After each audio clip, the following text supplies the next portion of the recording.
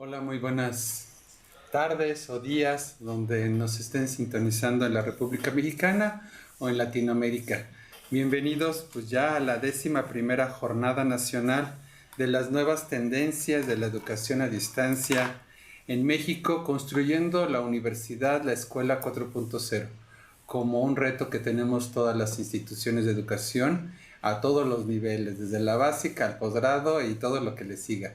Mi nombre es Pedro Rocha, responsable del Comité de Educación a Distancia y Virtual de la Red Late, que de una manera, junto con CUDI, que les damos las gracias por siempre alojarnos, a Martita Ávila, aquí a Lalo y a Quique, que son nuestros ángeles, para que esto se lleve en las mejores condiciones técnicas y que podamos tener otra sesión más en la cual, Alex, te doy las gracias por habernos aceptado esta invitación.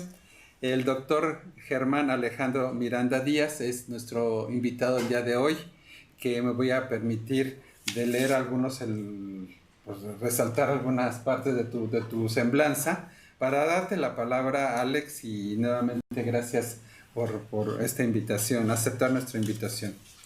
El doctor Miranda es psicólogo cultural que se dedica en el estudio del aprendizaje y la colaboración mediado por tecnología digital. Es licenciado en Psicología y doctor en Psicología por la Universidad Nacional Autónoma de México, miembro del SNI, Sistema Nacional de Investigadores, y miembro académico del Consejo Mexicano de Investigación Educativa. Él es profesor de tiempo completo en la Facultad de Estudios Superiores de Iztacala, de la UNAM, o adscrito en el Sistema de Universidad Abierta y Educación a Distancia llamado SUAYET. Por resaltar algunas responsabilidades que ha tenido el doctor durante su trayectoria en la UNAM, podemos mencionar que fue subdirector de Desarrollo Académico y a Distancia del Centro de Alta Tecnología para la Educación a Distancia en la UNAM, fue coordinador del Centro de Experimentación Psicoeducativa, también fue responsable de la educación en línea en el Centro de Educación Continua del Instituto de Investigaciones Económicas de la UNAM, y una de sus últimas responsabilidades, no menos importante que las anteriores, fue responsable de prospectiva, planeación y evaluación del sistema SUAYET de la FES Iztacala de la UNAM, y que yo tengo el gusto de conocerlo. Ahí impartía mis clases y hace mucho tiempo las sinergias con el SUAYET. Y Alex, recuerdo mucho todos los ejercicios de evaluación. Yo creo que nos has abierto brecha para quienes de una manera todos queremos hacerlo bien, de la mejor manera, utilizando las tecnologías en esta experiencia. No te dejo más que el escenario dándote las gracias, que nos platiques, que podamos interactuar contigo, y nuevamente bienvenido. Bueno, pues muchas gracias por la invitación. Agradezco a la Red Late, a CUDI por el hospedaje, ¿no? La transmisión y el trabajo, ¿no? Sé muy bien lo que significa estar detrás de el ingrato trabajo de estar detrás de la transmisión, que todo esté bien. Entiendo que ustedes me están viendo por diversos canales y que la principal medio de contacto es el chat. ¿Hay un chat? La mensajería. Entonces, les pido encarecidamente que interrumpan cuando quieran, ¿no? Vamos a hacer algunas pausas durante la presentación para ir abordando algunos de sus comentarios. Hoy yo estoy emocionado porque en realidad les vengo a presentar un resumen de lo que he estado haciendo en los últimos años, básicamente 20. Ahí estás. Bueno, la primera es, el tema es comunidades virtuales de la educación en línea. Ojo, no hablo de educación a distancia. Yo creo firmemente que hay una diferencia fundamental entre la distancia y lo en línea. Lo en línea es a pesar de la distancia, es decir, la ubicuidad total, ¿no? No me importa dónde estén, qué estén haciendo, ¿no? Mientras estén atiendo a lo que necesitamos. En cambio, la distancia tiene características topológicas específicas, lo cual lo hacen diferente. Lo digo porque yo sé que en el medio, particularmente en la UNAM, no se distingue uno de otro, y es algo que a mí particularmente me saca un poco de escozor, ¿no? Porque considero que no son lo mismo. Pero lo siguiente es agradecer, porque les decía que esta es una ponencia resumen, agradecer a la maestra Sara Delgado, al doctor Manuel Mesa, a los ex becarios Arturo Moreno, Jesús Peralta, Ángel González y Carlos Yerte, de los cuales están o estaban asociados al proyecto de investigación que tengo el gusto de dirigir y que me han ayudado en algunos de los momentos de estas láminas que iré yo presentando. Porque llegó el punto en donde no podemos hacer investigación pues solos, ¿no? Se requiere de un grupo de trabajo y este en particular es el que ha trabajado muy estrechamente conmigo. El primero es pues delimitar este concepto de la educación 4.0. Es algo que a mí me emocionó, no por el concepto mismo, sino por las implicaciones de la educación 4.0, ¿no? En la educación estamos acostumbrados a estas palabras mercadológicas muy sonantes, ¿no? Que sirven para posicionar un tema, y yo no entiendo, o sea, yo entiendo cómo un rector tenga que buscar un concepto para vender una idea, ¿no? Y me parece que es el punto de la educación 4.0, es decir, si bien significa cosas que ya teníamos, me parece un paso importante, ¿no? Que haya un planteamiento oficial de política educativa que ponga las competencias en el centro. Le digo que a mí me emociona porque pues yo he hablado indirectamente de competencias en la virtualidad desde hace 20 años. Yo soy un viejo activista en lo digital. Yo no comencé haciendo investigación educativa, sino comencé haciendo simplemente mítines virtuales. De hecho, la mitad de la presentación será la analítica que hice respecto a una comunidad virtual de aprendizaje que se llama Edusol, ¿no? Que en su mejor momento tuvo 3.000 asociados, 30.000 personas asistiendo a un congreso, antes de que supiéramos que eran masivos, ¿no? Es decir, no existía ni siquiera el concepto. Entonces, he tomado unas láminas que no son mías, las tomé del portal de Educación 4.0 del Politécnico Nacional, la cual es la mejor infografía que alcancé a ver alrededor del tema. Entonces nos plantea todo esto de la primera etapa como la enseñanza en una sola dirección, ¿no? Esto que hablamos de lo direccional, del docente como persona omnipresente en el aula. Luego la segunda es todo este espacio de la tutoría. Ojo, la tutoría ha estado presente formalmente desde el siglo XIX, ¿no? Mucho antes siempre ha existido, ¿no? Las conversaciones griegas pues son eso, son tutoría, ¿no? Es decir, es una noción que está ahí, pero sin embargo se fue rescatando en la década de los 70, ¿no? Tanto que comenzamos a trabajar, digo, como gremio, alrededor de las tutorías institucionales, que sea como la segunda etapa. Luego la tercera es, pues, esta idea de la educación a distancia. Yo diría que la tercera es la educación a distancia, porque es esta idea de la autorregulación, el sistema dirigido por el estudiante, para el estudiante, sobre la demanda. Luego explotó, yo sostengo que gracias al Internet, pues, esta otra educación basada en la práctica, porque las competencias no se pueden entender sin la práctica. Siempre están contextualizadas, siempre pertenecen a un grupo de practicantes y siempre se evalúa a partir de los pares. No voy a hablar de competencias, no se preocupen. De hecho, en realidad verán que esto es una charla que habla un poco de los intereses personales, pero también de la universidad misma. Imagínense que yo hace 24 años, entré como becario en un proyecto de investigación que era tan pobre como el resto de las facultades, en ese entonces escuelas de la universidad, y tenía un querido compañero que había regresado de la Universidad de California y me hablaba de maravillas, ¿no? De la mediación tecnológica. Yo no entendía a qué se refería hasta que conocí el Internet. O sea, él había ido a California, había trabajado en un laboratorio infantil de mediación de cómputo y daban seguimiento a los niños interactuando en una red local a partir de una ventana de autentificación. Pues ahí vamos con el entonces administrador de servidores de Iztacala y lo primero que dice es, no se puede, está imposible. Ustedes ya se lo sabrán, ¿no? Todos los que se dedican a la gestión tienen a su cargo, no es nada personal con los ingenieros, particularmente los que se dedican a los sistemas informáticos, ¿no? Pero siempre se pasan de vivos y nos dicen, no, está imposible, ¿no? Híjole, voy a tardar 3 meses, ¿no? Se lo avientan, echan un poquito de código, se lo avientan en 2 días, se pasan viendo YouTube, Netflix, y a las 2 semanas dicen, ya está, ¿no? En este caso nos dijeron, no se puede. Total, un poco frustrados porque veíamos que sí se podía, ¿no? Lo acabábamos de ver en la Universidad de California, regresamos con su jefe y entonces como en ese entonces un administrador de servidores era un bien muy preciado y no quería confrontarnos, se le ocurrió darnos un CD-ROM de de Red Hat.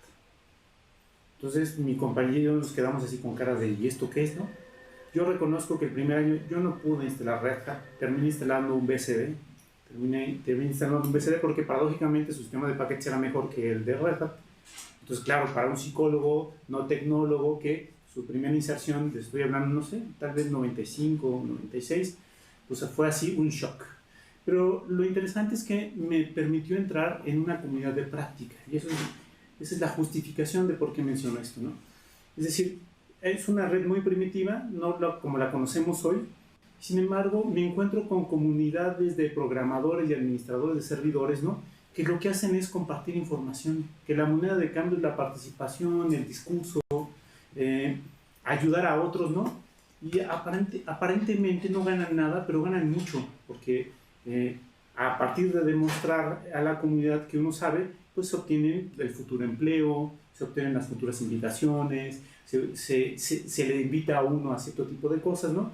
Entonces comencé a conocer el software libre, ¿no?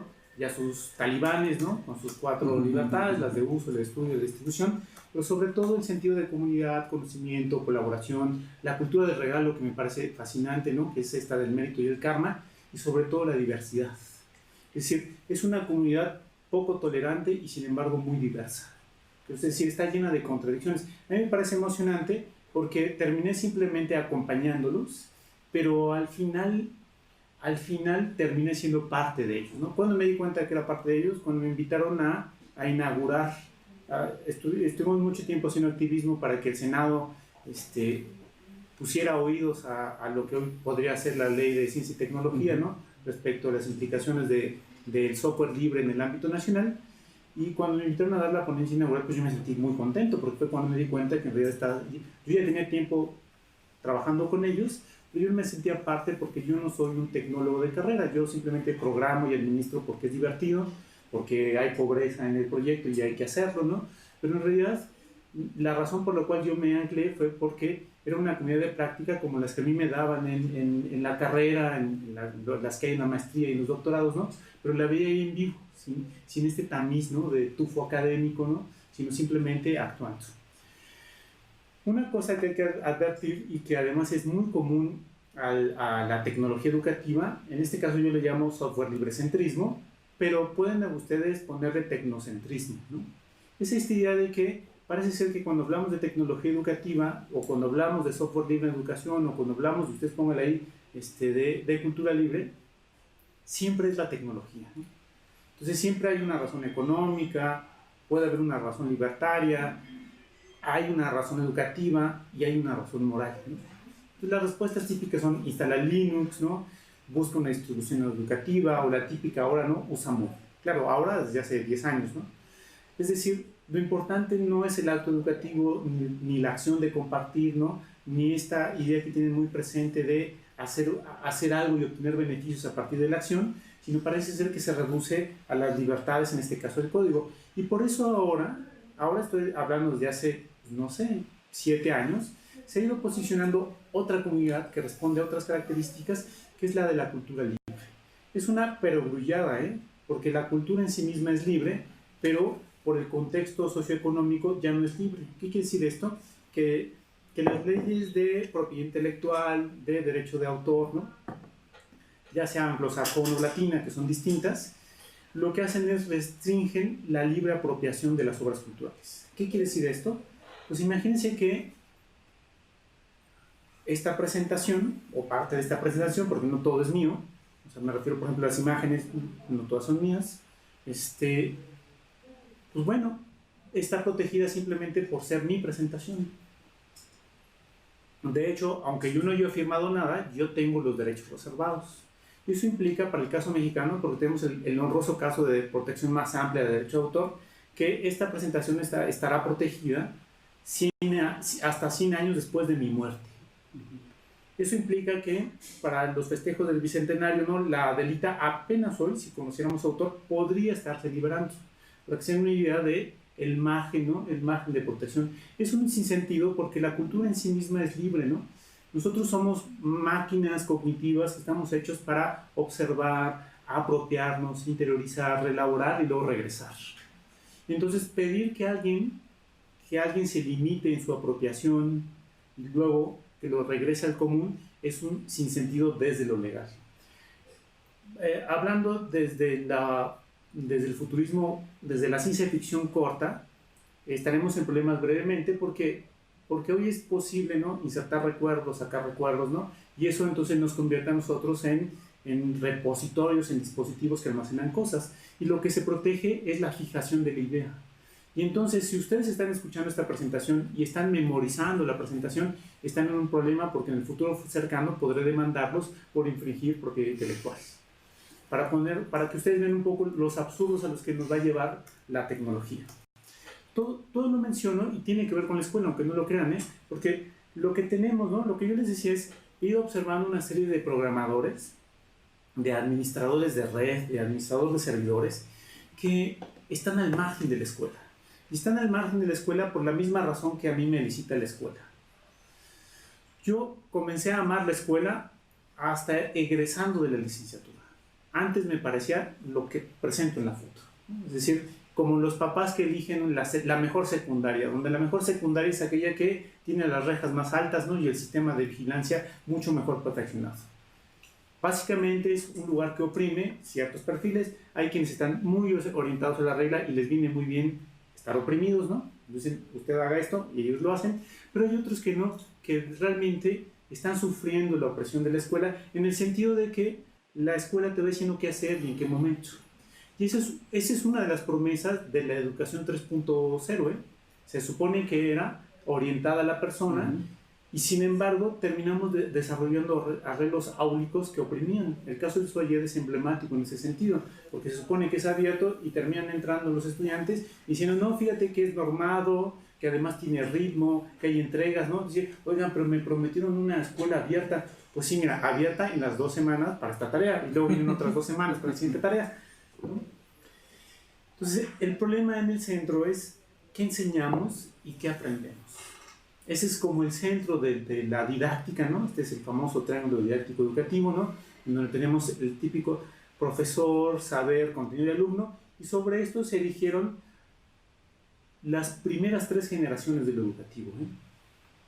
Y luego apareció, ¿no?, o más bien revivimos el conductismo con el diseño instruccional. Yo siempre les he dicho a mis estudiantes del módulo de psicología educativa que cuando les caiga una chambita de diseño instruccional que digan que sí, y que luego que corran a esta lámina y que luego elijan algún eje teórico, porque es más o menos lo mismo, ¿no? Es decir, lo que hicimos fue pues llevar este eje instruccional al espacio virtual y crear una receta metodológica para la enseñanza.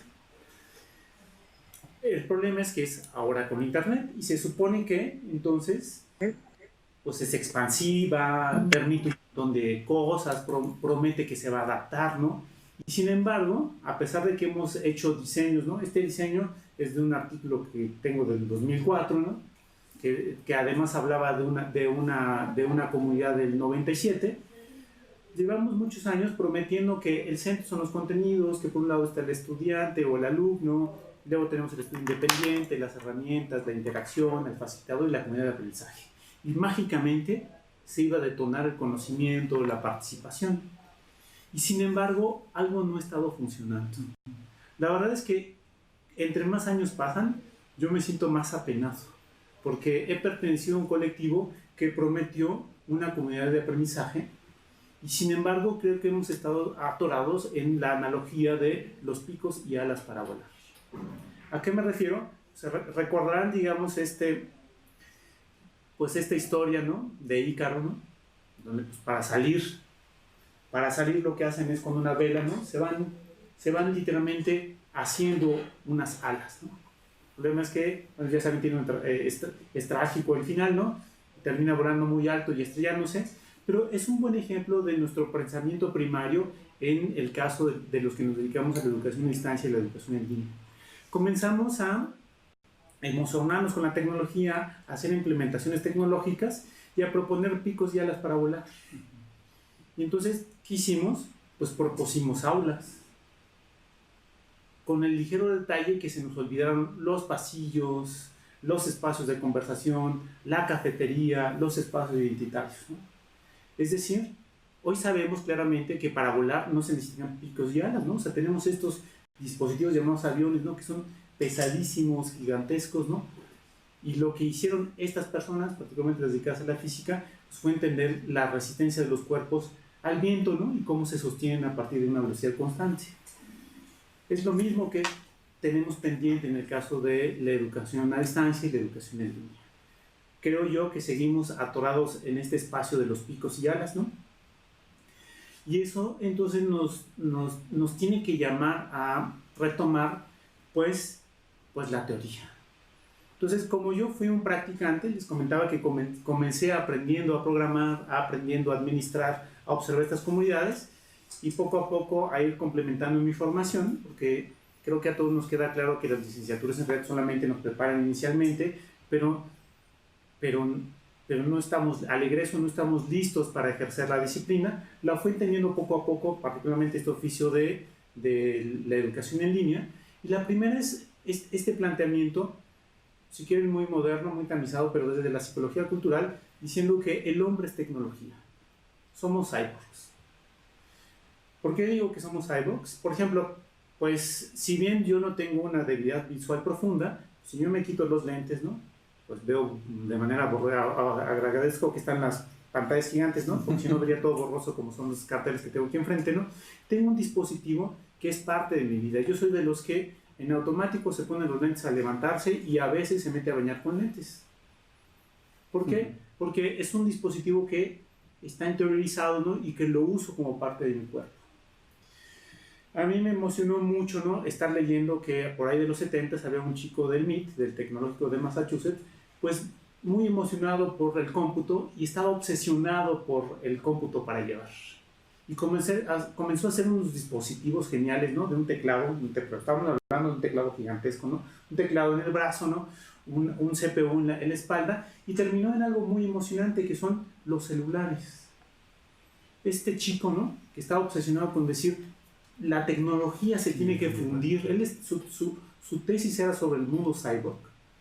La tecnología se tiene que fundir con el ser humano, y lo logró, ¿eh? Hoy en día todos tenemos un dispositivo de vigilancia que amplía nuestras capacidades cognitivas y nuestras capacidades sociales. Tanto que esta regla cognitiva que nosotros teníamos, cuando yo aprendí psicología cognitiva, de que administrábamos 128 contactos más menos 30, pues en realidad hoy se sabe, ¿no?, que lo triplicamos gracias a los dispositivos tecnológicos. Entonces el primero es entender que la tecnología no está allá afuera, sino que es parte de nosotros. Un ejemplo típico para los que se dedican al área de educación, pues es Vygotsky. Siempre se habla del lenguaje y la interiorización como una parte fundamental, ¿no? De hecho, en los experimentos, en la comparación que hace con Colbert, la diferencia entre la ejecución de un primate no humano y un primate humano es la apropiación del lenguaje, ¿no? Que le permite una capacidad de abstracción y eso le permite operar. Y entonces es cuando el ser humano se despega, ¿no? Cuando deja de ser un homínido cualquiera para convertirse en este ser humano. ¿Dónde lo podemos atestiguar, no? ¿Cómo la tecnología es tan importante? Pues en el acto de escribir. Todos hemos escrito en este tipo de tecnologías. Parece lo mismo el acto de la escritura y sin embargo no es lo mismo. Escribir a lápiz, a pluma, a máquina mecánica, ¿no?, a máquina eléctrica, a computadora y en un dispositivo digital como una tableta o un celular. Parece lo mismo y sin embargo no es lo mismo, ¿no? No es lo mismo, pero es igual, dicen, ¿no? Esto es un buen ejemplo de mediación tecnológica, ¿no? Y entonces lo que intento decirles es que, a diferencia de lo que plantean algunos teóricos respecto al contexto, ¿no?, al contexto tecnológico en este caso, que es aquello que nos rodea, entre las personas dedicadas a la salud, a la educación, hay algo hay un personaje muy famoso que se llama Brenner, que plantea un modelo de cebolla, ¿no?, donde está el individuo al centro y luego hay unos círculos, ¿no?, que se van ampliando hasta lo intangible y lo cultural. Yo no me sumo a esa tradición, yo considero que en realidad me sumo a esta otra postulamiento de Cole, ¿no?, y lo que dice es que en realidad el ser humano está integrado por la cultura y la cultura integra al ser humano. De tal manera que nosotros somos hombre de maíz porque nos significa el maíz más allá de que nos rodeen los tlacoyos, los tacos, las tostadas, ¿no? Es decir, estos dispositivos tecnológicos son parte de la psique humana. Entonces lo que hemos estado haciendo en el proyecto de investigación es ir retomando pues un Vygotsky con esteroides, que se llama Leontief y Enkelson, que es un eje que se llama de teoría de la actividad histórico-cultural, y lo que nos plantea es un guión de desarrollo para observar el medio. Entonces lo que dice es, uno de los elementos son el sujeto, la persona. El típico triángulo de mediacional sería sujeto, objeto, artefacto, ¿no? Sin embargo, dice, hay otros elementos que hacer. Cuando yo estaba estudiando el doctorado y estaba metido en problemas para justificar por qué yo quería evaluar una comunidad y no personas, me di cuenta que los ingenieros citan mucho más la teoría de la actividad que los psicólogos. Y lo citan más en los repositorios de la ACM porque se ha convertido esto en un guión, en una metateoría para hacer guiones de ambientes virtuales de aprendizaje. Es decir, estos son los elementos que hay que tener presentes, ¿no?, para el diseño de un ambiente virtual. Entonces, lo que yo me dediqué es a estudiar lo que ustedes llaman la educación 4.0, ¿no?, y que entonces se llamaba el EduPunk. Es decir, una serie de colectivos al margen de las universidades, no fuera de ellas, sino al margen, es decir, usándolas, aprovechándose como una orquídea, ¿no?, que se pega a un árbol y entonces usa la savia del árbol y la humedad del árbol, ¿no? Pues las comunidades EduPunk han crecido al margen de las universidades, usando sus recursos, usando sus dispositivos, hackeando sus propias reglas, para ir haciendo, no lo que quieren, porque tampoco se puede, pero ir haciendo esto que está en el área gris, ¿no?, de lo que se puede. Les voy a hablar particularmente de una comunidad que yo le tengo mucho cariño, porque comenzó siendo una comunidad de activistas y poco a poco se fue formalizando. Se llama Binedusol. Originalmente era educación y software libre, después terminó siendo educación, cultura y software libre, y tenemos ya en 2 semanas nuestro siguiente evento, pero el siguiente año ya le quitamos el software libre y solamente será educación y cultura libre, ¿no?, porque ha ido cambiando mucho el contexto. Sí. Y bueno, este es por ejemplo del 2009, ¿no? Comenzamos en 2005, terminamos en 2011 y luego hicimos una edición en 2017 y hoy tenemos otra en 2019 y muy probablemente la siguiente será en 2021, ¿no? Edusol se fue conformando como una comunidad de EduPunk de personas que tenían identidad, unas formales, es decir, personas que sí podían, yo me llamo Alejandro Miranda, pero otras personas que decían, no, pues yo me llamo Pirra Mofeta o me llamo Moquito Verde y Pegajoso. Porque lo importante es la acción, lo importante no era que la persona tuviera una identidad, sino que a partir del discurso mostrará su saber y que ayudara a otros en una comunidad de práctica. Los puntos azules son personas que se identificaron, los puntos amarillos son personas anónimas, ¿no? Tuvimos en el punto más alto 31,000 participantes. Esto era un encuentro en línea de 2 semanas al año, ¿no?, y con una discusión muy intensa sobre el software libre en los contextos educativos. Está documentado en un libro que se llama Edusol, Tensiones y Síntesis de una comunidad virtual de aprendizaje, de 2014. Es de acceso abierto, si ustedes lo quieren, gratis, si lo quieren ver de manera muy, muy simple. Y en realidad de lo que se trata es de un análisis macrohistórico, ¿no?, de cómo funciona. El problema es que yo en ese punto, por ahí del 2007, no, del 2012, yo estaba convencido que estábamos haciendo algo mal en la educación en línea. Y yo ya observaba que había comunidades de práctica, entendido como estas personas que tienen una meta en común, un lenguaje especializado, una historia y un sentido de identidad, ¿no? Yo veía muchas comunidades de práctica que funcionaban muy bien y sin embargo veía que los sistemas en línea no funcionan tan bien. Entonces la pregunta fue, ¿qué funciona en estas comunidades de práctica no formales? Ojo, es no formales, no informales. No formales que sí permiten producir conocimiento frente a las otras comunidades formales, ¿no?, que la verdad el conocimiento no es tan explosivo, ¿no? Entonces lo que comenzamos a hacer fue una analítica de los 7 años disponibles. Yo no diría que fue Big Data, pero pues sí fue analítica escolar, ¿no? Lo que hicimos fue tamizar una serie de técnicas venidas de las ingenierías y que en la psicología, imagínense que a los tutores da un poco de miedo, ¿no? Porque dicen, pues, ¿por qué no mejor te vas a estudiar aquí el posgrado de junto, ¿no? Allá hay ingenieros, allá hay técnicos, pero en realidad el tamizaje tiene que ser desde el educativo. Esta representa los 6 años de trabajo de una comunidad.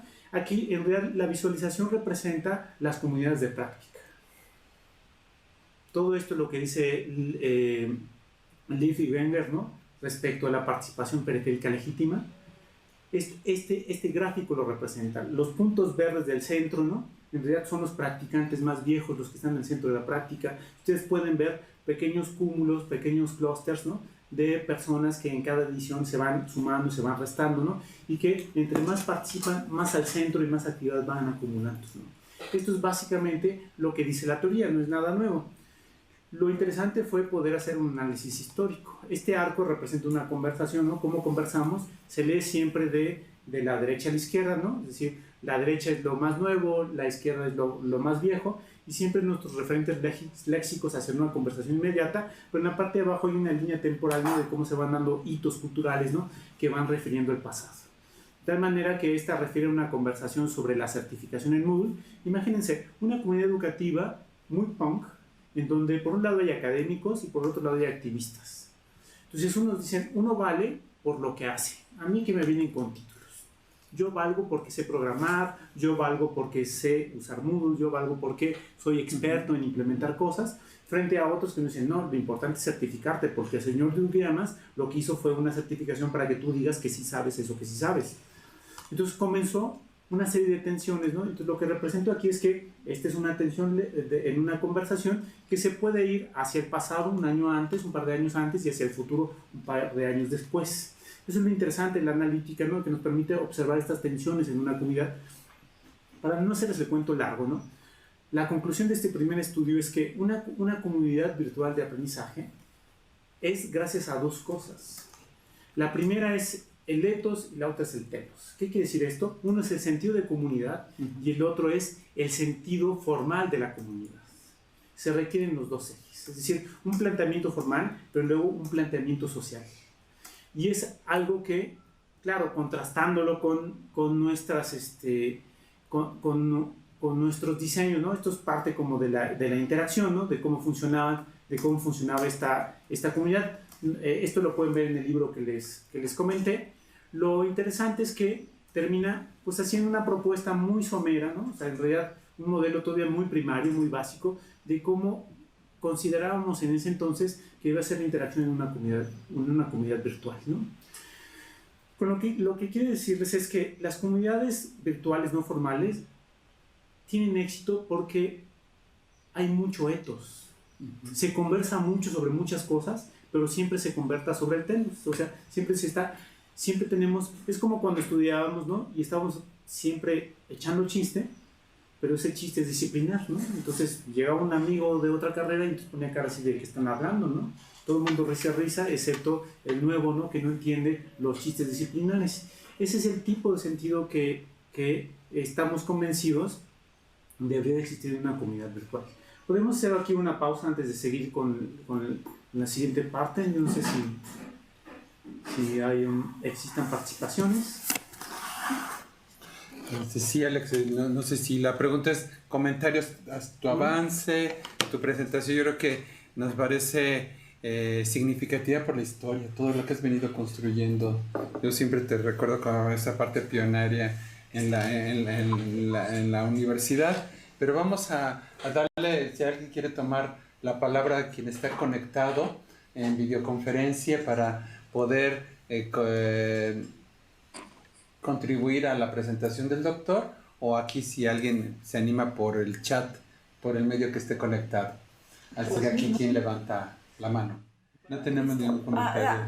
Bueno, aprovecho para comentarles que está conectada Marta del Colegio de San Luis, está Carlos Lasteri de la UGED, alguien de la Universidad Juárez Autónoma, la Universidad La Salle, SC, Beatriz Orduño de Litson, Berenice Alfaro,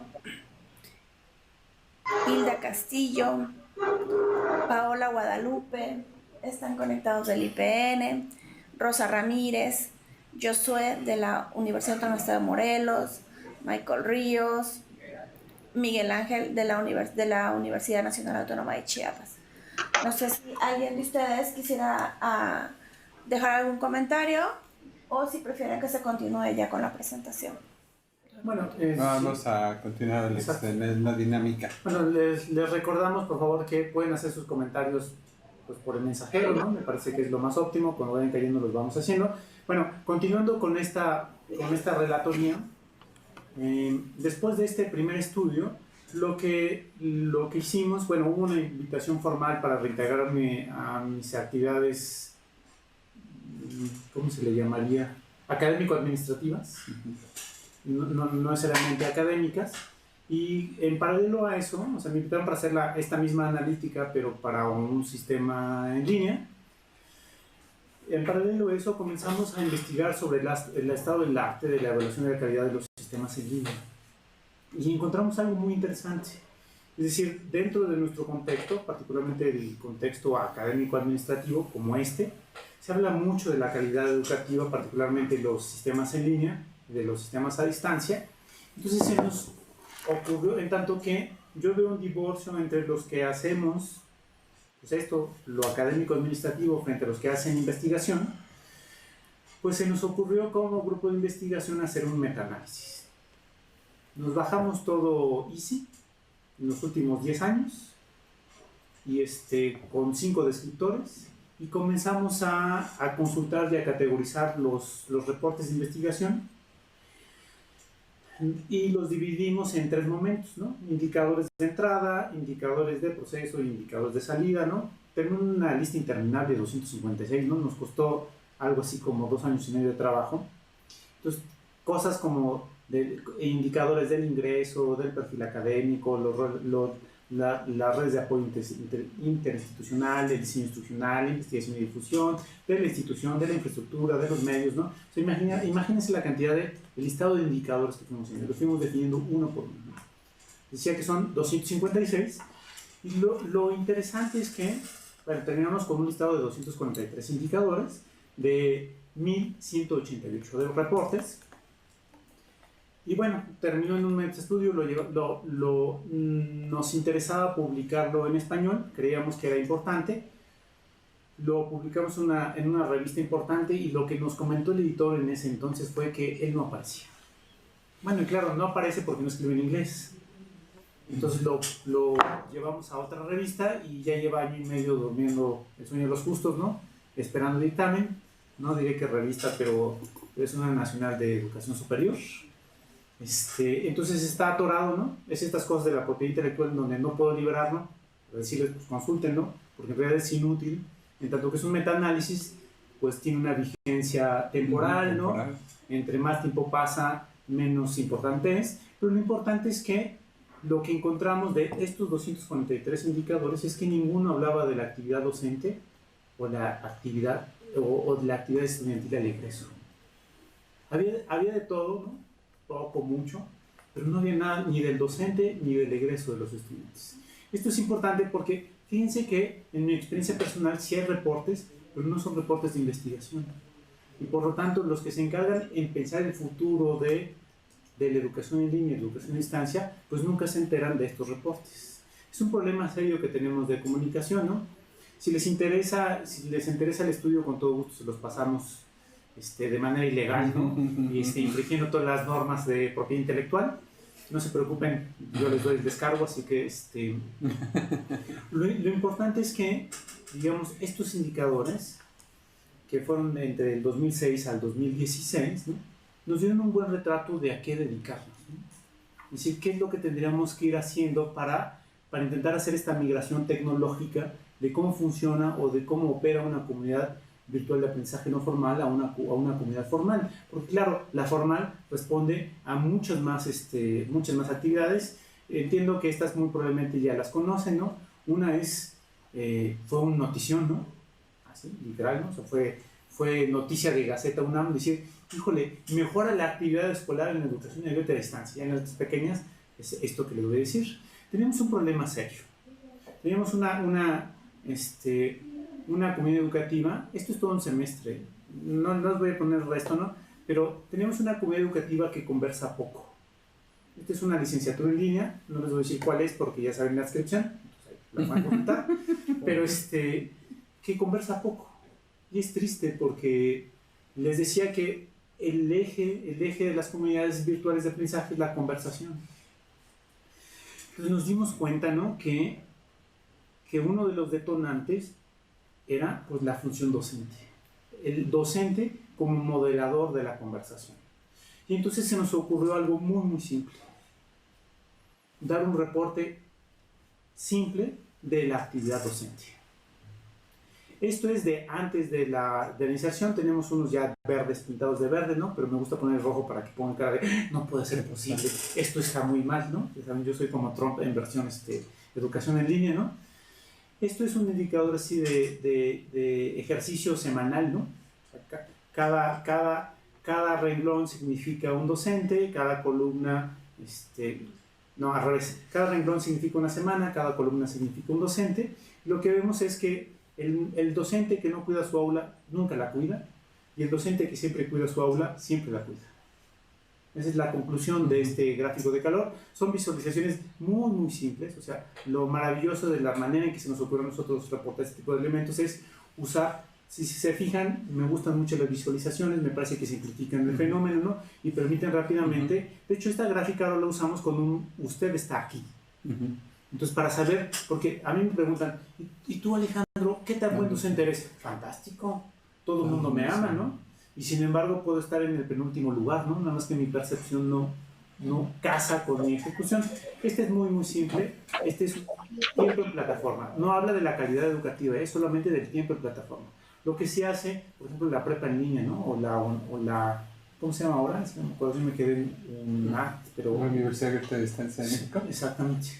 Que te pone un relojote gigantesco y te dice así de ansiedad total, ¿no? Así de, has invertido 32 minutos. Es un poco similar a esto, ¿no? Esta es la primera, pero tal vez la más importante, porque esta estaba pensada para lo formal, para el control, para tener cierto tipo de estandarización en la ejecución docente, sobre todo en un sistema que es como Cuatro Ciénegas. ¿A qué me refiero que es como Cuatro Ciénegas? Fue yo no sé si la primera, pero sí sabemos que la primera currícula diseñada para un entorno en línea. Eso sí lo sabemos. O sea, fue la primera que no fue traducida de lo presencial a lo virtual, sino que fue diseñada para los sistemas en línea. ¿Cómo lo sé? Pues tuve la fortuna de, ni siquiera me había titulado, de haber sido invitado a diseñar el componente tecnopedagógico. Y bueno, pues creció con una idea de la educación 2.0, la tutoría, y con una mezcla de la educación 3.0, que sería la individualidad. Y no tenía presente la escala. Comenzaron a crecer los sistemas en línea y pasamos de los arreglos diádicos a tener 10 estudiantes, 20 estudiantes, y hay sistemas que tienen 120, ¿no? La prepa en línea, si tiene unos grupos enormes, ¿no? Pobres de los docentes que están ahí, ¿no? Merecen que juntemos las llaves para hacerles una startup genérica al docente en línea anónimo, ¿no? Porque no hay docente más vigilado y más, pues eso, con más seguimiento que el docente en línea. Y entonces nació para tener un poco de control porque en este caso esta licenciatura pues creció con una estructura teórica y el mundo alrededor se fue transformando, ¿no? Y nuestro océano se empezó a hacer pequeñito hasta hacer una charquita en medio del desierto y tener animales prehistóricos allá dentro, ¿no? Los peces. Tenemos una pregunta. Sí. Sí, interrumpo, okay.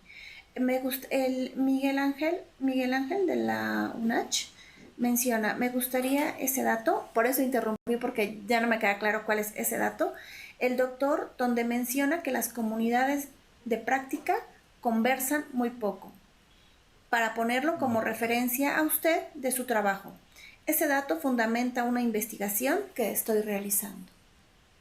Sí, yo no digo que las comunidades virtuales de aprendizaje conversan poco, digo que esta comunidad formal, les estoy presentando datos de una licenciatura en línea dedicada a la psicología, a la enseñanza de psicología en línea. Y lo que hemos encontrado para esta comunidad en particular, es decir, es un estudio de caso donde nuestro sujeto es la licenciatura. No son ni los docentes ni los estudiantes, sino la licenciatura en su conjunto. Hoy en día tiene más de 3,000 estudiantes, un poco más de 170 profesores. Para cuando hicimos el primer análisis teníamos 140 docentes, 2,000 estudiantes. Entonces, para esta comunidad en particular, para el primer levantamiento que fue en 2014, lo que observamos es que conversaban poco. Claro, esto va sobre un cronosistema. Entonces, tenemos 3 reportes de investigación que con todo gusto le puedo pasar, ¿no? Están publicados. Entonces, pero repito, solamente para esta comunidad formal. A mí me gustaría, por si alguien dirige otra licenciatura en línea, usar la misma analítica en otras licenciaturas, y les prometo, a cambio de sus datos, yo les prometo en el lapso de 6 meses regresarles mucha analítica y un reporte de investigación, eso con los elementos que van a ir viendo en esta presentación. Entonces, lo que digo es, para esta comunidad en particular, no conversan, a diferencia de las comunidades no formales que conversan mucho. Esa sería como la diferencia. Gracias y enterada. Bueno, pero entonces lo importante no es la presencia docente, eso solamente lo hicimos para intentar detonar la discusión, y se detonó, por fortuna ya en las siguientes visualizaciones comenzamos a ver cómo crece la conversación. Lo importante era, bueno, el conocimiento formal, ¿no? Estamos hablando de una licenciatura donde se transmite formalmente, ¿no? O se socializan formalmente, pues, la disciplina, y se nos ocurrió hacer un primer estudio en 2014, ¿no? Con un arreglo de categorías dominante en la psicología, en la educación, ¿no? En las comunidades de indagación. Y lo que encontramos fue que en este arreglo taxonómico de 4 niveles nos quedábamos en el nivel exploratorio. Y fue muy triste, porque nosotros veníamos de verdad muy animados, pensando en que hacemos un buen rol y una buena función. Y cuando vemos los resultados, porque este fue un muestreo, este sí fue un muestreo, los siguientes ya no usamos muestreo, ya usamos el universo completo. Este fue un muestreo, y lo que vimos es que nos quedamos en la exploración. Y es una pregunta, sí. Si quieres, en el momento que la quieras abrir. Termino esta y sí. Pero lo que sí vemos es que sí se comporta como las comunidades de indagación dicen, solo que se queda en el segundo nivel taxonómico. Esto fue lo que nosotros bromeamos, esto es un estudio de Delgado en 2014, y le llamamos el estudio madre, uno porque es una persona lo que lo hizo, pero el otro es porque desató una serie de estudios no más pequeños, sino más segmentados respecto a esta comunidad de práctica. Pues si quieren atendemos Hay un comentario, una participación que va muy ligado con lo que estás mencionando, Martita. Sí, Miguel Ángel, si gustas, en este momento puedes abrir tu micrófono para retroalimentar. Sí, muy buenas tardes. Adelante, Miguel Ángel, qué bueno que te animas y utilicemos este medio para escucharte. Sí, gracias. Me pareció un dato muy importante lo que menciona el doctor. Mencionó 2 puntos como en su estudio de caso. Uno, donde dice que las comunidades de práctica, en el caso de su estudio, encuentra que conversan poco, y otro, donde el docente se ve, quiero entender así, como que el docente tiene un papel importante para que los estudiantes logren conversar más. Así es como lo estoy comprendiendo, ¿no? Entonces, quiero hacer referencia a esa investigación del doctor, a una paralela que estamos realizando, donde lo que nosotros medimos, por ejemplo, es la construcción del conocimiento en entornos virtuales de aprendizaje. Y observamos el nivel de construcción que los estudiantes en una licenciatura logran, y lo medimos en base a unas categorías de una guardena, donde él menciona ya una serie de categorías, una serie de indicadores para ir observando cómo el sujeto va construyendo el conocimiento. Y otra cuestión, lo relacionamos mucho con la experiencia del estudiante. Es decir, ¿qué experiencia previa tiene antes de meterse a los entornos virtuales de aprendizaje? Como, por ejemplo, la comunicación escrita, el trabajo en equipo, por mencionar algunas. Y observamos una cuestión muy, muy importante y algo paralelo a lo que el doctor está mencionando en nivel licenciatura, claro. Y es que precisamente observamos que los estudiantes en una comunidad de práctica, por ejemplo, muy pocos logran una construcción de conocimiento alto, de acuerdo a la categoría de buena guardena, y otros lo lograron, pero por el docente. Entonces es ahí donde veo el paralelismo en el estudio del doctor, donde, bueno, efectivamente nosotros llegamos a una conclusión de que el docente juega un papel importante en estas comunidades de práctica. Y entonces aquí el cuestionamiento podría ser también, ¿no? Entonces el docente, la concepción que se tiene como es facilitador o no, o también tiene un rol muy importante desde el contexto de los trabajos colaborativos en las comunidades de práctica, ¿no? Entonces, es el estudiante el que lleva la batuta en su construcción del conocimiento, pero el docente se queda como a nivel facilitador o también tiene un rol más importante que un facilitador, ¿no? Esos son algunos cuestionamientos y muchas gracias por darme participación. Gracias, Miguel. No sé si sí. asocias. Bueno, hemos trabajado con Guanaguardina. No nos parece que sea el más indicado porque Guanaguardina se dedica específicamente a la construcción de documentos científicos. Y no todos los espacios áulicos están orientados a construir un documento científico. De hecho, su software, ¿no?, que es el Knowledge Forum, a mí me parece genial. Es decir, tiene una serie de andamios y dispositivos para la creación de documentación científica fantástica. Decidimos no usarlo. De hecho, en otra experiencia usamos a Guanaguardina, pero no nos pareció lo más indicado porque la licenciatura, este caso que le estoy diciendo es una licenciatura dedicada a la psicología. Estamos hablando de un mismo nivel. De hecho, si ustedes se fijan en la gráfica que espero estén viendo en pantalla, lo que ven es, ya no la ven porque se decidió dormir, muy bien. Lo que ven es un conjunto de elementos como la cohesión, la interacción, la afectividad, ¿no? El diseño de organización e instrucción directa, que son un área socioemocional. Es decir, eso tiene que ver con el discurso del facilitador. Pero luego, si se fijan, hay un conjunto verde que dice exploración, integración y evento desencadenante, que ese es el trabajo cognitivo por parte de nuestro estudiante, y por el otro lado es facilitación del discurso, que es mucho del trabajo que hace el docente. Hablo docente en sentido genérico porque puede tener distintas expresiones. Yo creo que si hablamos de facilitador, ¿no?, y si no hay discurso, el facilitador no está cumpliendo su tarea. Y tiene que ver con cómo hemos reducido desde lo tecnopedagógico el facilitador. Pareciera ser que somos unos autómatas humanos que estamos encargados de la retroalimentación orientada a las tareas y no a la tarea. ¿Qué quiere decir eso? Es decir, por estar fragmentándolas y subdividiendo las tareas, ¿no?, y por estar retroalimentando al docente diciéndole que tiene que atender a su grupo y tiene que ponerle de una escala de 0 a 10 que también le va al estudiante, olvidamos que la tutoría es una parte importante. No solamente eso, que la conversación es una parte importante. Pero también, recuerden, les ponía la lámina de los cyborgs, también estamos dejando de lado y estamos recargándole al facilitador todo, y no es cierto. El diseño del ambiente es una parte fundamental en la explosión del discurso. Si no hay espacios de discurso abierto, nunca va a haber conversación disciplinar, porque todo está orientado a las tareas que se dejan. Entonces me parece que estamos hablando de lo mismo, ¿no? Efectivamente se pueden comparar. Les decía que este fue nuestro primer estudio, y como lo que vimos es que la función docente era muy importante y nos quedamos con un muy mal sabor de boca, pues se nos ocurrió hacer otro estudio que es el estilo instruccional de la docencia en línea.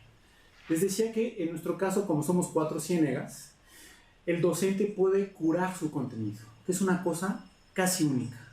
Pocas veces sucede. Es un trabajal, ¿eh? Yo preferiría que hicieran mi aula y que yo llegara a impartir docencia. Pero tenemos la oportunidad fantástica de hacer nuestro diseño. Entonces se nos ocurrió pues tamizar distintas teorías instruccionales, hacer una escala, validarla y a partir de ahí observar qué estilo instruccional tenía el docente. Porque la pregunta fue, tal vez no construyen conocimiento porque el docente tiene un estilo instruccional que no favorece la discusión. Esa fue la hipótesis.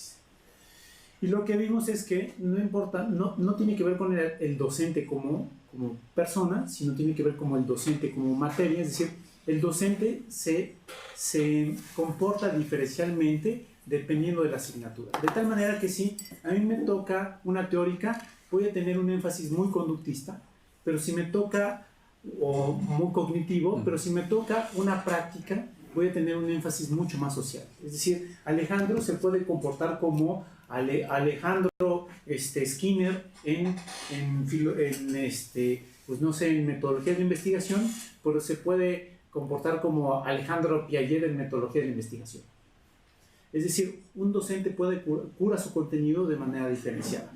Y la otra es, además nos parecía que los atributos de cada curaduría de aula eran los adecuados para el tipo de docencia que se quería ver. Uh-huh. La conclusión entonces era que no era el diseño instruccional el que no estaba desatando, dirían en las comunidades de indagación, estos eventos desencadenantes que permiten la discusión. ¿Quieren que haya algún comentario? Ninguno. Nos vamos a identidad en línea, porque imagínense que lo que pasa, o sea, lo que les estoy resumiendo es 5 años de vida, bueno, un poco más por el antecedente, pero levantamos unos primeros datos, nos damos cuenta que solamente se comparte información, nos vamos a decir, puede ser el diseño instruccional, nos damos cuenta que el diseño instruccional medianamente está muy bien hecho, entonces decimos, ¿qué es lo que está pasando? ¿Por qué no será que el entorno nos está restringiendo? Que la conversación no sucede porque nos oprime el aula en línea. Ya saben, pongan todos en mi Mises Punk, ¿no? Ahí de la opresión de los sistemas en línea y no detonantes de la conversación. Y entonces nos ocurre, pues, terminó en identidad en línea, pero se nos ocurre ir a 62 grupos de Facebook, pedirles que nos den la administración y a bajar todos los datos que podemos.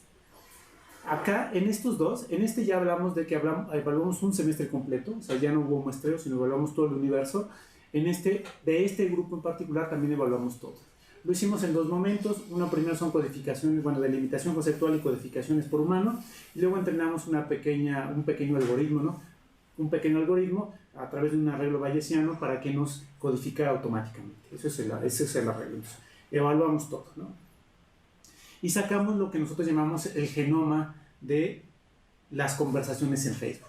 Cada una de estas cosas corresponde a una categoría. En realidad, cada uno de estos es una tesis, ¿eh? Entonces lo pueden ir googleando, ¿no? Lo pueden ir googleando y buscando. O sea, son tesis de licenciatura, por cierto, ¿no? Que yo sé que les exijo mucho a los chicos, pero todos entraron al posgrado, así que estamos contentos, la meta se cumplió, ¿no?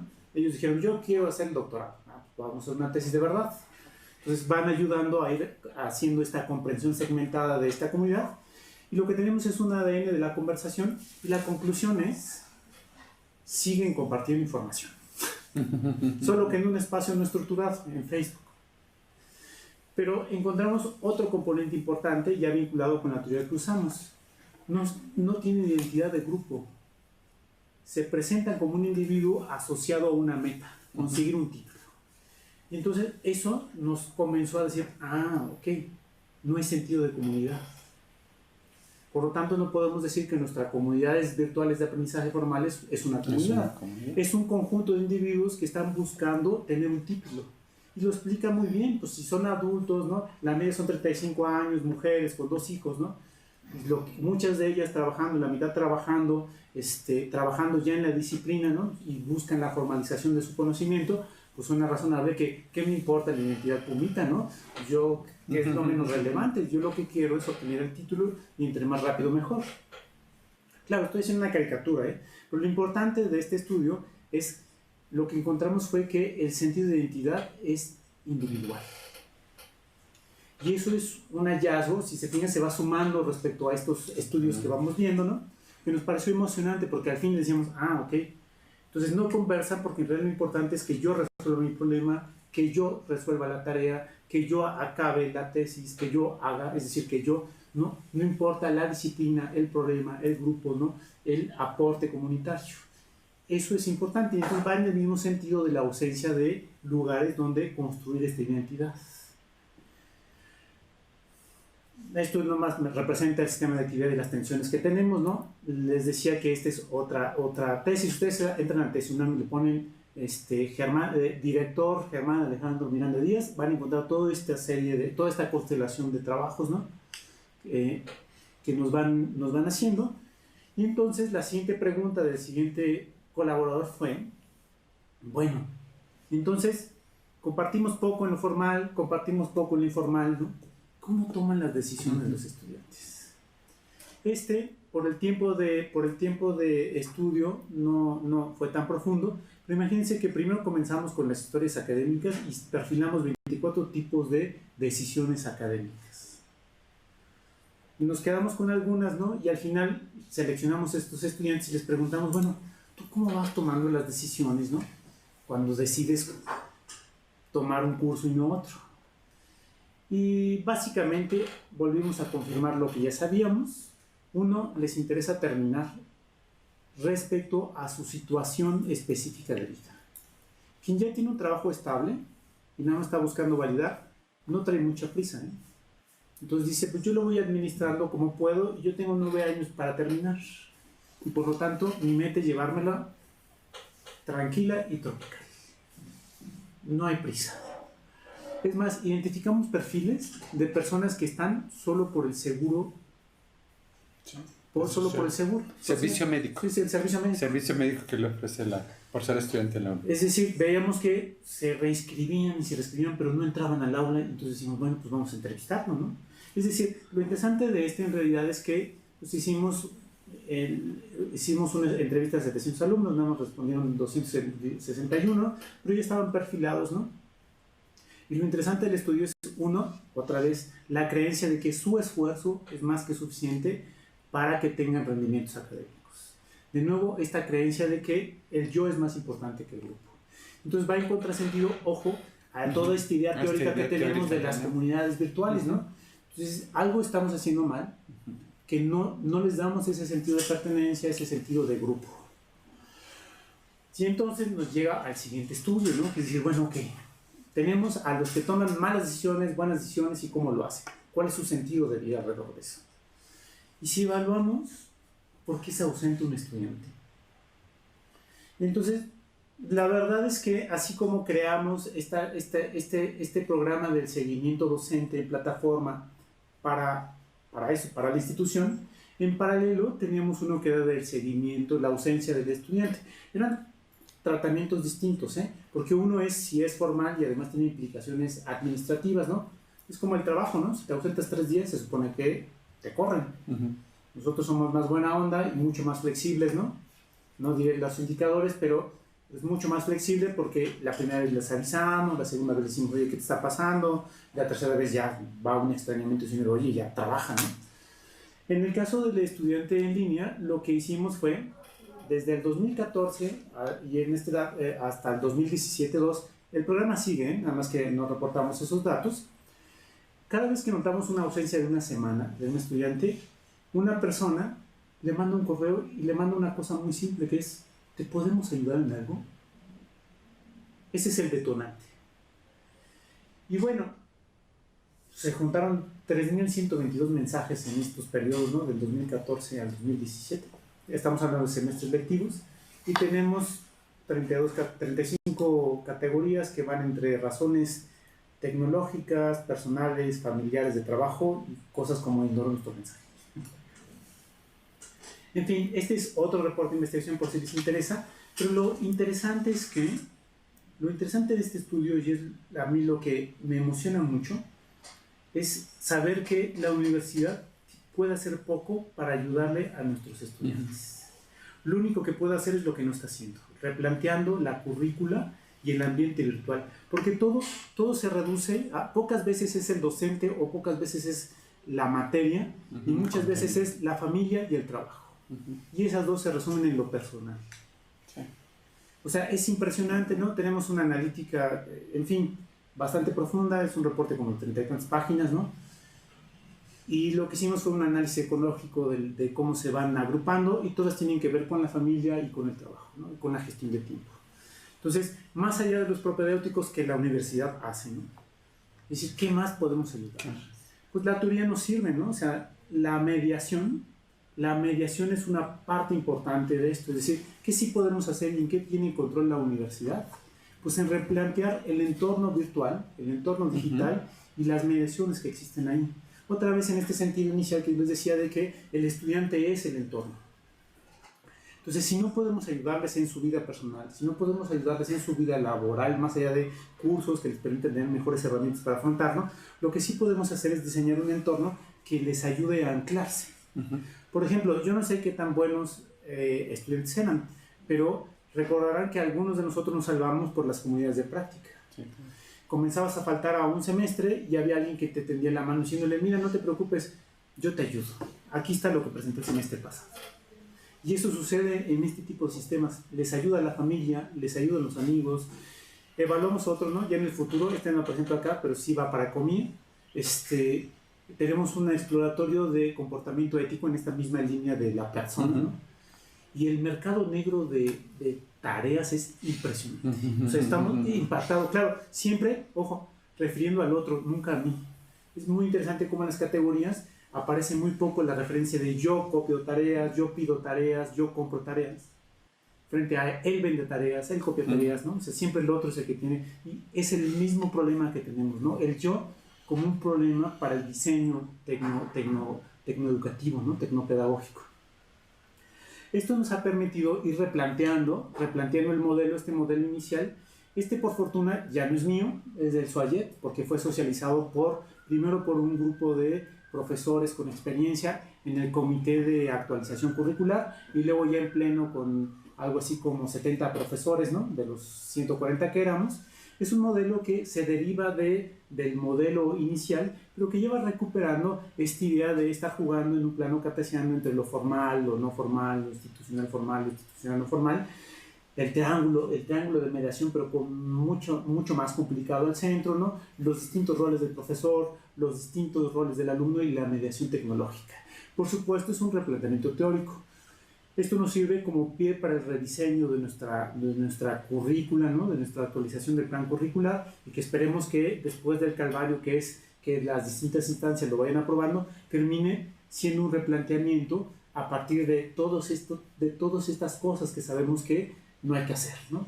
Está orientado, si bien el centro es el contenido, nuevamente, porque esa es la función que tenemos, está orientado a crear una comunidad de discurso en donde la institución tiene una parte, pero también el estudiante tiene otra parte. De tal manera que por un lado podemos encontrar estos cursos masivos, por ejemplo, en lo institucional formal, ¿no? Pero podemos tener los entornos personales en lo personal formal o en lo personal no formal, ¿no? Es decir, sí hemos estado jugando ya con esta idea de ir institucionalizando todos estos elementos que son importantes. En fin, lo dejo como colofón, ¿no? Como conclusión a esta presentación. Como verán, no traigo soluciones, solamente problematizaciones respecto a lo que en nuestra experiencia como grupo de investigación hemos ido encontrando a partir de las comunidades virtuales de aprendizaje. Les agradezco mucho, tal vez nada más estos puntos, ¿no? La actividad humana siempre es mediacional, ¿no? Somos tan inteligentes como el contexto que nos enlaza.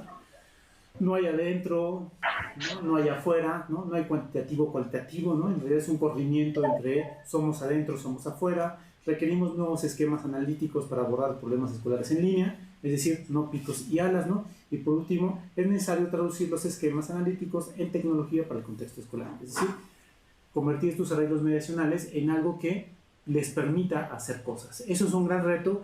Y no lo van a hacer los psicólogos solos, se requiere de ingenieros, se requiere de sociólogos, se requiere de filósofos, se requiere de un grupo que discuta y que se apropie del problema para dar una solución óptima.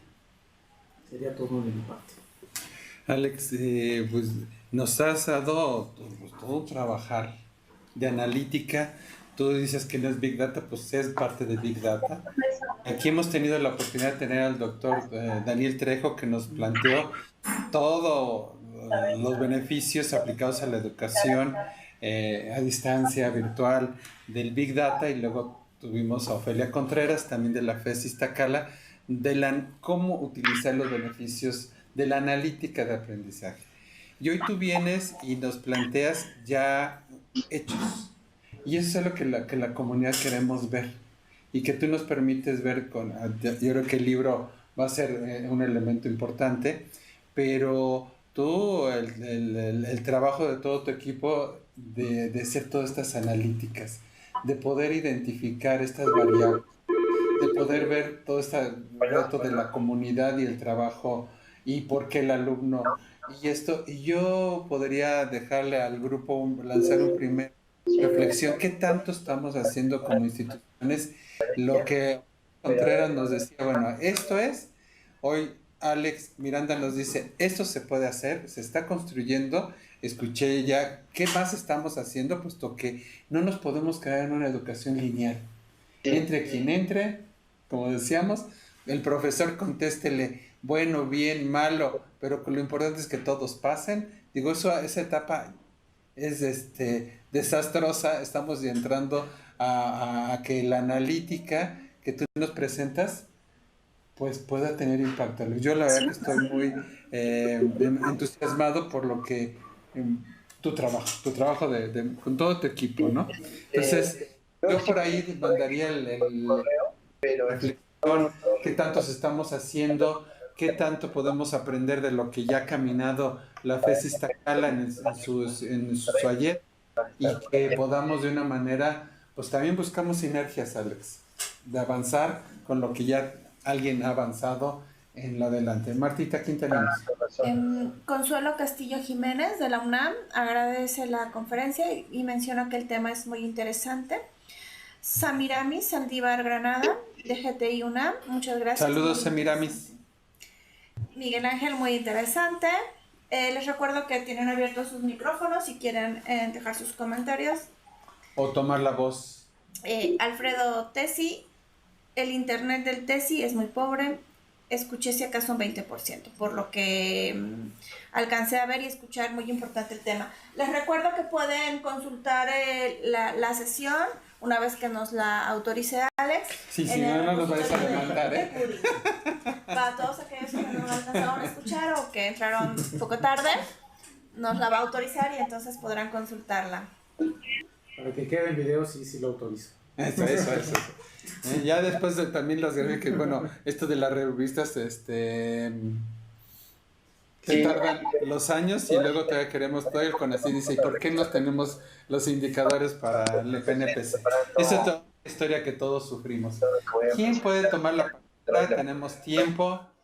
Tenemos a Yolanda Campos, excelente información, muchas gracias. Hilda Castillo, Zacateco, Benemérita Universidad Autónoma de Puebla, muchas gracias. Agradecen la conferencia. Las personas que nos están siguiendo por YouTube y por Facebook, les recuerdo también que pueden dejar sus mensajes en el chat y nosotros los compartimos. Y en lo que se van animando, Alex, esto de recomendaciones no viene mucho al caso, pero ¿qué tips, y así como tu última lámina, para que las instituciones que pues estamos en esto pudieran conformar? Porque algo que veíamos con Ofelia Contreras es el que debe de haber un equipo, y a veces las instituciones pues no les da para tener este equipo. Las plataformas son las que hay, podemos venir viendo, y el módulo es lo que la mayor parte usamos.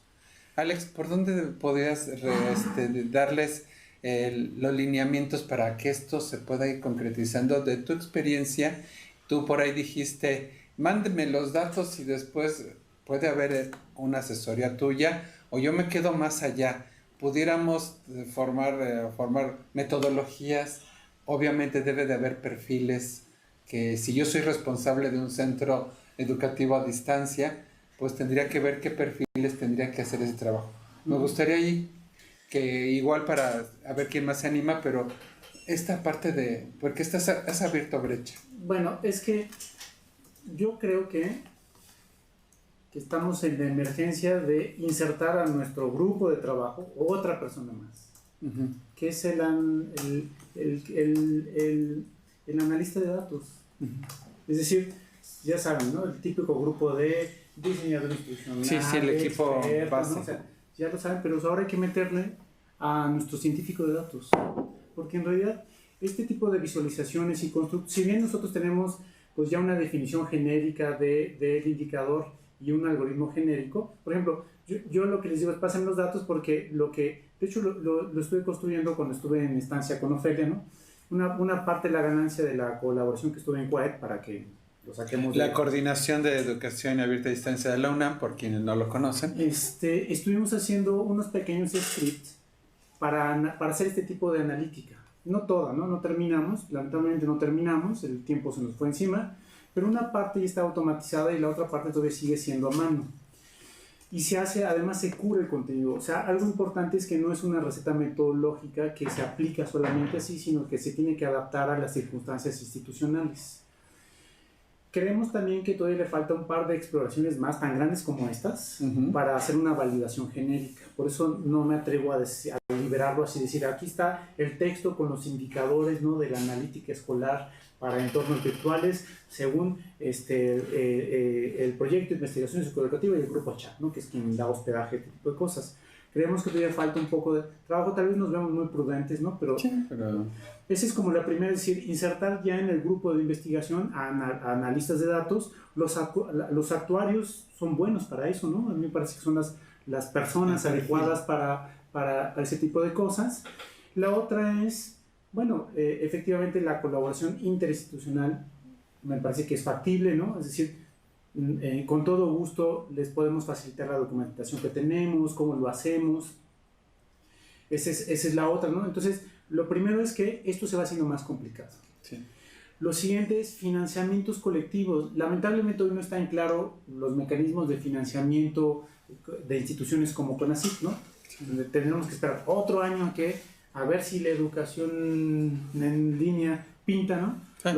Lo cual no lo veo tan factible, pero es decir, tal vez es necesario bajar recursos y agregarlo, digamos, en un consorcio. Es decir, en tanto que es muy complejo, ¿no? Se requiere, o sea, mi sueño es, o parte del acuerdo, por ejemplo, que yo tenía con COAE, terminamos con 2 módulos medio hechos, ¿no? No están listos, pero era liberarlos en Moodle como un paquete de analítica. Es decir, fenomenal. La idea a la larga, ¿no?, es que esto se pueda descargar para tu versión 3.0 de Moodle o la que esté corriendo. ¿Por qué Moodle? Pues porque es el dominante de software libre y código abierto, ¿no? Para el resto, no es que no me interesen, me parece que no es factible, ¿no? En realidad hay mucha más tensión respecto a tener derecho de usar la base de datos, pagar las licencias. En cambio, desde Moodle me parece que ya lo tenemos todo listo, ¿no? Al menos por nuestra parte ya lo tenemos todo listo para que vaya siendo. ¿Qué podemos hacer? Pues si ustedes se dedican a la informática, pueden prestar para titulación a algunos chicos y a cambio les regresamos unos módulos. O sea, ese tipo de cosas son las que sí podemos hacer la típica colaboración de sinergia, ¿no?, para ir haciéndolo. La ventaja es que la política del proyecto de investigación y de la licenciatura ha sido ir liberando cada uno de estos desarrollos, ¿no? Porque, como les decía, pues desde hace mucho tiempo somos activistas de lo libre, hoy en día de la cultura libre, y sí creemos que esto beneficia a todo el mundo. Ese es como el primer eje, ¿no? O sea, sí. Yo creo que nos has puesto un gran reto, y lo voy a tomar como elemento de ir procesando, Alex, si tú me lo permites, a través de la red LATE, de buscar los escenarios donde podamos encontrar este grupo de sinergias, porque a lo mejor yo creo que en COAED y tienen toda la mejor voluntad de experiencia, pero podríamos abrirlo más. Yo estuve en el bachillerato a distancia este fin de semana y pues llegábamos a conclusiones de pues, no nuevas. Somos universidades públicas y es público y lo público tenemos que dar mayores cuentas. Entonces, por ahí podemos, yo creo que bajo tu liderazgo, poner escenarios para que tú mismo avancemos más. Y esto no quita a las universidades privadas que también se sumen, porque hoy estamos por un México incluyente. Es más complicado en una privada porque no está regida por las mismas normas. Por ejemplo, hoy se supone que todo aquello financiado del sector público, todos sus datos, excepto los que hay que proteger en identidad, ¿no? Sí, de identidad personal. Deben ser públicos. Deben de ser públicos. Eso lo veíamos en el bachillerato. De hecho, yo bajé hace 2 años un financiamiento para uno de estos repositorios institucionales, el de Iztacala, y el real problema es que nadie quiere compartir sus datos. Por ejemplo, estos estudios no se podrían haber hecho si la coordinación del SOYEP no hubiera estado dispuesta a facilitar los datos y a cambio tener una analítica que le permitiera tomar decisiones. Por ejemplo, qué hacer con los estudiantes que se ausentan, qué hacer con los profesores que se ausentan, qué hacer con el diseño, ¿no?, de los cursos. Es decir, por eso les decía que es un ganar. Nosotros ganamos comprensión, ¿no?, del método que estamos desarrollando y la institución gana una analítica que le permite tomar por ahí decisiones. Vamos a caminar. Aquí con CUDI también vamos a ver esas sinergias. ¿Qué tenemos, Marquita? Bueno, en redes sociales felicita a José Manuel Mesa, al doctor Miranda, por su excelente presentación, actual y muy interesante. Y en la plataforma tenemos varios comentarios. Elizabeth Martínez, del TESI, Considero que gran parte del peso de la educación a distancia radica en la facilidad en el acceso a los contenidos. Es por ello que necesitamos mejores accesos a Internet. Miguel Ángel, de la UNACH, sí, es el acceso, pero también es muy importante el desarrollo de la colaboración entre los estudiantes y docentes, ya que si no hay esas competencias no se puede trabajar desde el contexto de la ciudad del conocimiento, desde el contexto de la sociedad del conocimiento. Si quieren abrir sus micrófonos, por favor.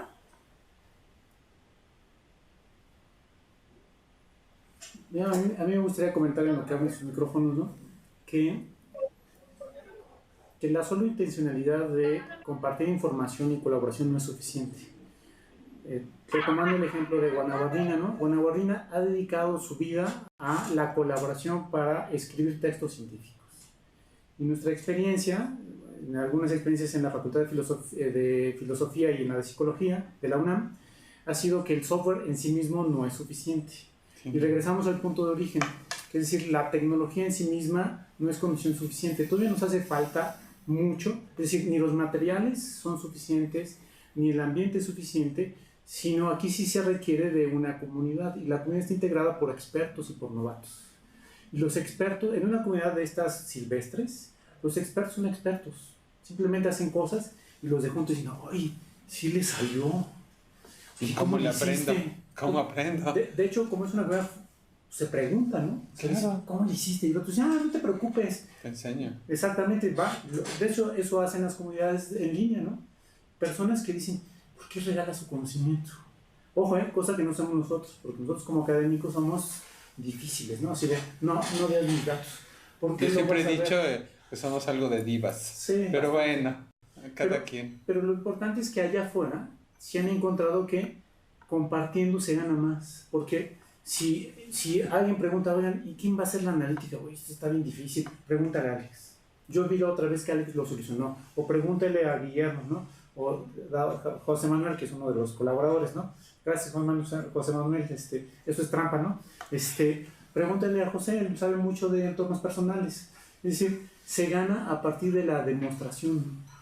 Y es algo que olvidamos porque las universidades pues, se originan de estos artesanos practicantes. Y el artesano tiene valía a partir del número de estudiantes y de cuántas veces logra que un estudiante lo iguale o lo supere. Entonces, cuando nosotros nos ponemos de necios a decir esto es mío y me compran mi analítica, entonces lo que hacemos es atentamos contra la comunidad de práctica que nos enseñó cómo hacerla. Por ejemplo, en China, a mí me parece, bueno, en la China medieval, me parecía fascinante esta costumbre que tenían de igualar la orfebrería del maestro, ¿no? Es decir, el mejor honor que se podía hacer es clonar. Y si alguien lograba la misma técnica, entonces en ese momento se convertía en maestro artesano. Y por eso no nos extraña que esa tradición, que nosotros llamamos de piratería, sigue estando en China muy presente, que es verlo, igualarlo y mejorarlo. Pero desde nuestro pensamiento occidental, donde todo es propiedad, ¿no? Los animales, la genética, el conocimiento, nos parece que nos despojan de nuestra idea. Entonces, lo que sí implica es una reingeniería de cómo diseñamos el entorno y de la narrativa que les decimos a los estudiantes de cómo se comparte el conocimiento. Y tal vez tenemos que caer en cuenta que compartiendo ganamos más, ¿no? Eso es como redondeo. Y los foros académicos para tener todos estos elementos son poder de decisión de mejora continua. Martita, ya vi que... Sí, Informática UPN, tienes abierto tu micrófono, leo tu mensaje. Ya que se mencionó de lo libre y comercial, ¿qué opinión tienes sobre la analítica que arroja Moodle Rooms? Me reservaré mi comentario, ¿no? Yo creo que toda herramienta es útil. O sea, me parece que todo abona, pero mi trabajo en particular es abonar por lo libre y lo abierto. Entonces, bueno, pues las empresas tienen derecho a vivir ¿también? Y a venderlo, ¿no?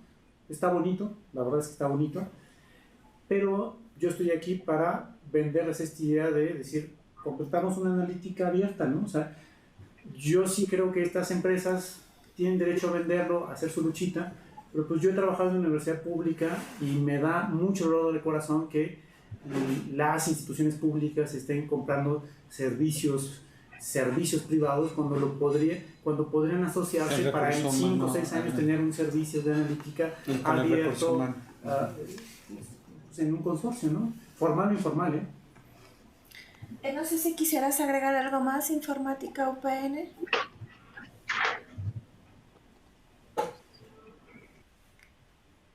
Creo que no. Bueno, sí, ¿me escuchan? Sí, adelante, te escuchamos. Perdón, a lo mejor les planteo la pregunta. Lo que pasa es que yo tengo entendido que Moodle Rooms es un trabajo que se hace con quienes desarrollaron por parte de software libre en Moodle y ahora ya están trabajando en Blackboard. Pero me parece que una de las cosas que dieron valor agregado a esta fusión entre lo libre y comercial justamente es la parte de analíticas. Ese era, por ahí va más o menos el comentario. Y además también la respuesta me parece sumamente adecuada. Me interesaría por parte de la universidad que podamos hacer alguna colaboración en ese sentido para ver qué otras cosas o alternativas pudiéramos tener para participar en ese grupo de desarrollo. Yo creo que no sería a lo mejor la única, sino habríamos varias, y a lo mejor que este es el puente principal para empezar a crear esa colaboración, lo cual me parece muy interesante. Gracias. Para redondear, uno es, pues está la red Late, yo creo que ese puede ser un buen atractor. La otra es, están mis datos, ¿no? Solo que el correo es gamd@unammx. Con todo gusto podemos asomarnos. Luego la otra es nada más hacer una acotación.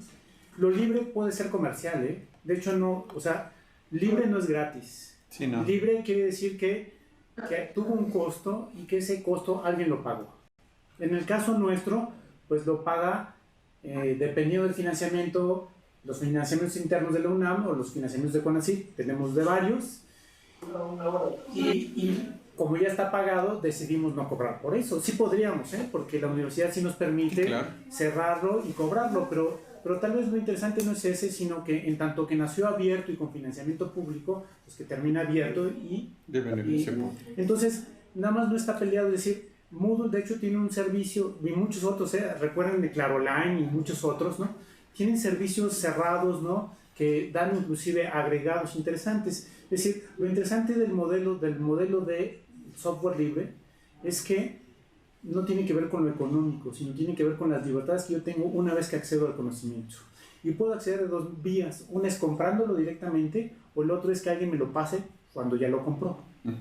Sí puede haber software libre legal, sí puede haber, pero vamos, cada quien va decidiendo. Entonces no tiene que ver con lo económico, sino tiene que ver con que una vez que yo lo adquiero, pues adquiero una serie de derechos en superlativo frente a las otras opciones cerradas que dicen, no, mira, tú dame tus datos, yo te regreso estas cosas y a ver cómo le hacemos, ¿no? Es una cosa mucho más opaca.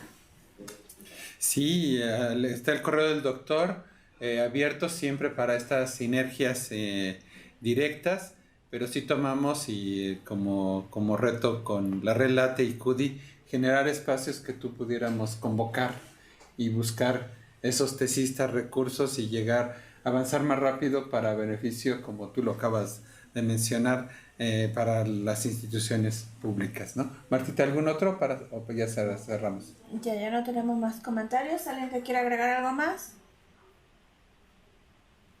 Estamos en tiempo. Alex, siempre pues yo creo que has venido a dar una pieza importante, una visión que nos pone ya el reto, esta figura que debemos de incorporar a los equipos de trabajo en estas modalidades, y el reto de poder construir algo contigo, con tu liderazgo, tu experiencia. Pues no me resta más que agradecerles a todos su tiempo, su participación, y estos materiales que siguen siendo ya recursos que van a estar en el repositorio, y entregarte una constancia, Alex, por tu participación en la 11ª Jornada Nacional de las Nuevas Tendencias de la Educación a Distancia en México, Educación 4.0, al doctor Germán Alejandro Miranda Díaz, como ponente de esta conferencia magistral, Comunidades Virtuales en la Educación en Línea, de las tareas auténticas a la enseñanza disciplinar mediada. Hoy 25 de septiembre del 2019, y firma el licenciado Carlos Casasus como director de CUDI, y un servidor, Pedro Rocha como responsable del Comité de Educación a Distancia de la Relate. Alex, muchísimas gracias. Muchas gracias, de verdad se los agradezco. ¿Sí? Y esta es tu casa y vamos a seguir con las siguientes ponencias que el siguiente mes de octubre pues cumplimos ya un año, se pasa muy rápido y tenemos invitado especial, todos son especiales, pero tenemos al doctor Germán Escorcia que va a venir al aniversario y pues ya tenemos agendadas más por ahí más adelante. Entonces es que estamos trabajando con CUDI, la Relate, les damos las gracias, Martita, Lalo y Quique, y muy buena tarde o buenos días donde todavía nos sintonizan. Hasta luego.